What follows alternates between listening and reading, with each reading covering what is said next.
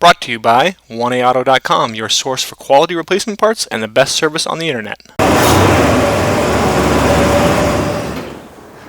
Hi, I'm Mike Green. I'm one of the owners of 1A Auto. I want to help you save time and money repairing and maintaining your vehicle. I'm going to use my 20 plus years experience restoring and repairing cars and trucks like this to show you the correct way to install parts from 1AAuto.com. The right parts installed correctly. That's going to save you time and money. Thank you and enjoy the video. In this video, we're going to show you how to change the rear brakes on this 2004 Trailblazer. Same as most 02 to 09 GM midsize SUV, the Trailblazer, Envoy, Bravada, Rainier, Saab 97X, as well as the Isuzu Ascender. Tools you'll need: various size millimeter sockets with a ratchet. You'll want a breaker bar or a pipe for some extra leverage.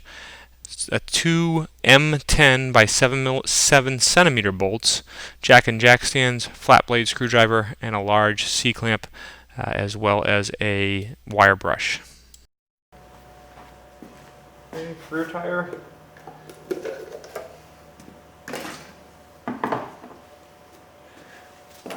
Lug nuts are 19 millimeters. If you don't have air tools, you want to start with the vehicle on the ground, loosen the lug nuts, raise it, support it with jack stands, and then remove the lug nuts. We'll fast forward here as I remove the rest of the lug nuts and remove the wheel. Okay, to check the condition of your brakes, what you want to do is look right into this axis hole, and I'm going to turn the rotor a little bit. Okay, so you can see the rotor.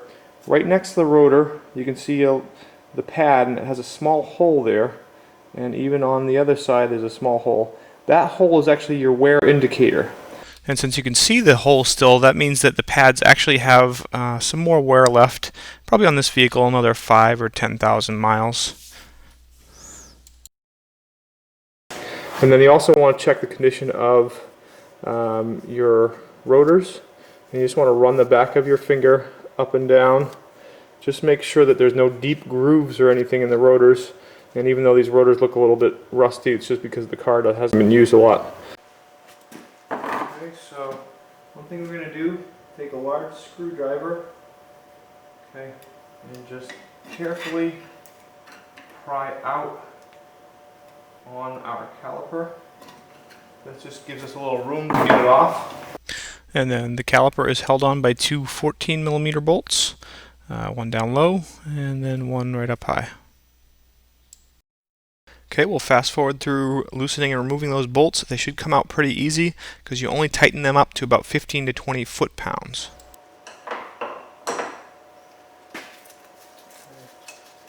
Now the caliper comes right off. Okay,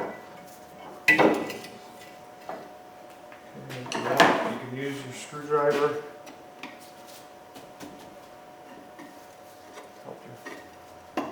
Pry out the pads.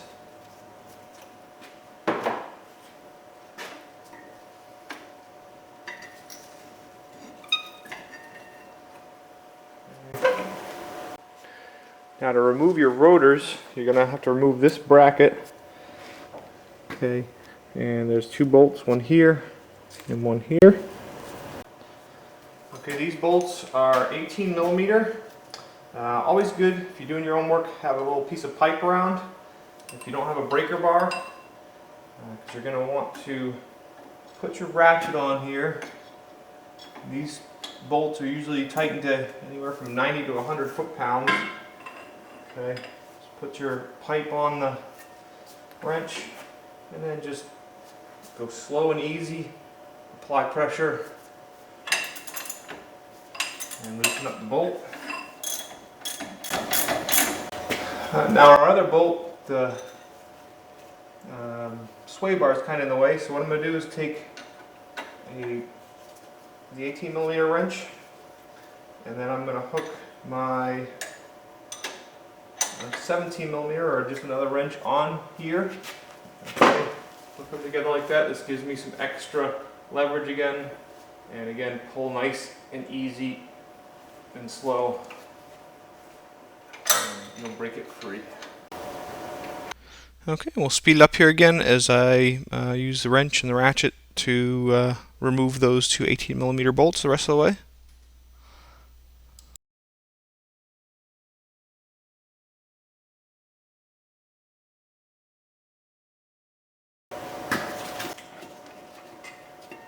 Okay. That bracket comes off. Now if you're lucky, you can pull your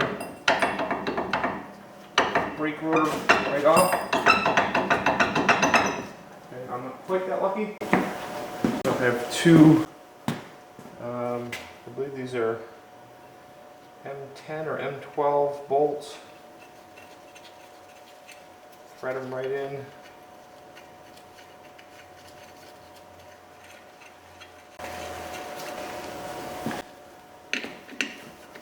$17mm heads.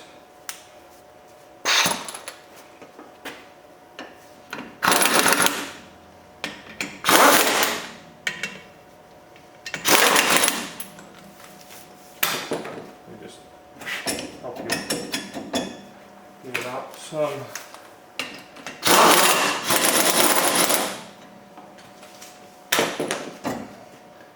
That comes right off. Okay, so you might notice I got a nice new backing plate and a new wheel stud on here. You can check out our other videos to see how I did those. New disc from One Auto. It's right on nicely. Now you'll want to reinstall your bracket. Okay. The bolt goes through.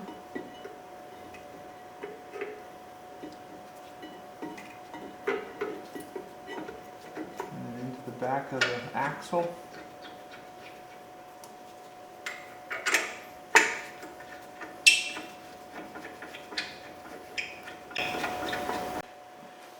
Okay, so I've got my bolts preliminarily tightened. I need a torque wrench, tighten them to 90 foot-pounds.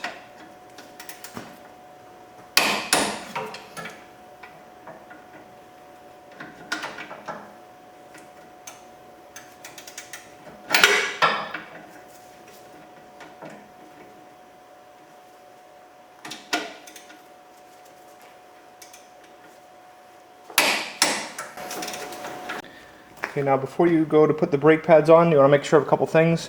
These should slide back and forth nice and easily, nice and free. If they don't, you can actually just pull them right out, clean them up, and grease them, and make sure that they move freely. Then these slides just kind of pull off. Okay, and you want to take a wire brush and clean them out. Okay, so I've cleaned up this one, and you don't have to get them perfect, just get them cleaned out a little bit. Press them back into place. Okay, and now the new pads from 1A Auto. You push them down in, push into place. Same thing with the rear one here. Push it down in, push it in place. Okay, so now if you go to put the caliper on, you're going to find it doesn't fit. And that's because this piston has worked its way out as the pads wear. Just take an old pad, put it right down. Nice big C-clamp here.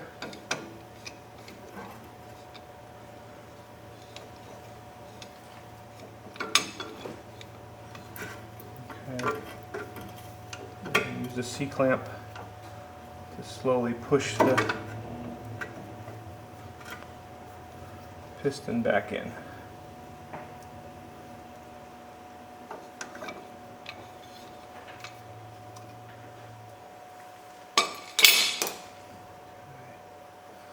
Make sure you work this gasket in.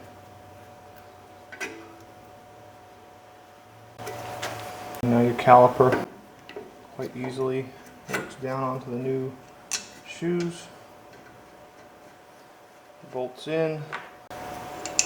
Okay, just going to fast forward as I just put those bolts in and preliminarily tighten them.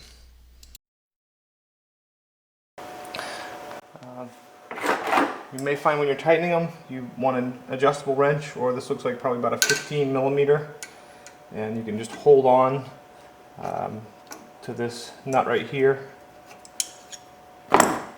Mine seem to be going together pretty easily. And now we're going to torque those bolts to 20 foot-pounds.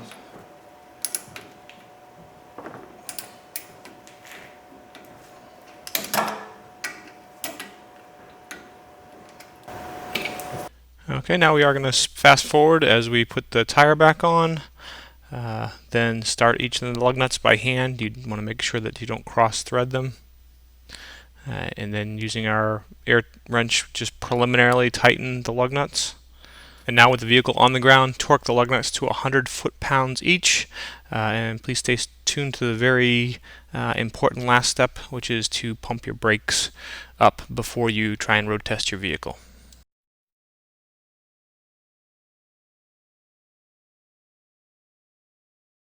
Okay, and last but not least, you want to pump your brakes a bunch of times until you feel your pedal firm back up before you road test your vehicle. And even then, just try and make sure you do a stop at 5 and 10 miles an hour before going out on the road. We hope this helps you out. Brought to you by www.oneauto.com, your source for quality replacement parts and the best service on the internet. Please feel free to call us toll-free 888-844-3393. We're the company that's here for you on the internet and in person.